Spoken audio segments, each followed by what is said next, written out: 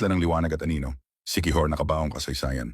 Bago pa dumating ang mga Kastila, kilala na ang Siquijor sa mga katutubo bilang Isla del Fuego, hindi dahil sa apoy, kundi sa mga libo-libong alitaptap na tila mga bituin na bumababa sa lupa tuwing gabi.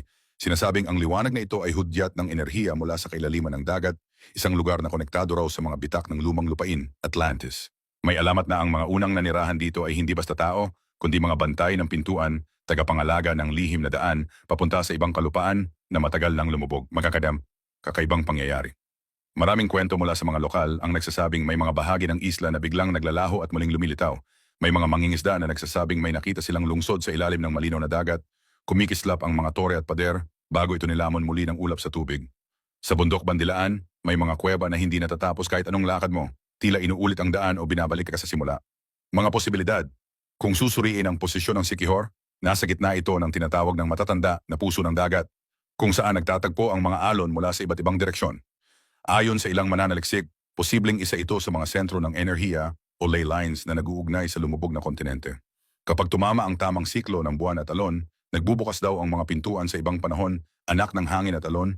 Huwag mong isipin na ang mga mata lamang ang makakakita ng katotohanan. Sa lupaing ito, marami sa mga taga-Siquijor ay tahimik, mapagmasid, at may malalim na respeto sa kalikasan. Ang kanilang kaalaman sa halamang gamot, orasyon, at sinaunang lunas ay hindi basta pamahiin. Ito ay mga alaala ng sinaunang agham at espiritual na sining na minana pa bago pa dumating ang Kastila. Sa kanila, ang kalusugan ay hindi lamang katawan, kundi pati kaluluwa. Sa labas ng isla, may matagal ng stigma na ang mga taga-Siquijor ay mangkukulam o may kakaibang kapangyarihan. Ang katotohanan, hindi lahat ay may ganoong kakayahan, pero totoo na ang ilan ay tagapagdala ng lumang sining na hindi basta nakikita sa ibang lugar. Ang kakaibang karunungan na ito ay naipapasa lamang sa piling tao at sa ilalim ng mahigpit na panata. Ang mga taga-Siquijor ay may kakaibang presence. Para bang kahit tahimik silang nakaupo, ramdam mo ang bigat at lalim ng kanilang tingin. Ito'y dahil sanay silang mabuhay sa gitna ng lihim at pag-iingat. Para sa kanila, hindi lahat ng dapat malaman ay dapat sabihin. Kumbaga, ang mga tao sa Siquijor ay parang mga buhay na bantay ng kasaysayan. Mukhang ordinaryo sa araw, pero may hawak na susi sa gabi. Ang liwanag at anino ay iisa, at sa pagitan nila, doon mo matatagpuan ang daang hinahanap mo.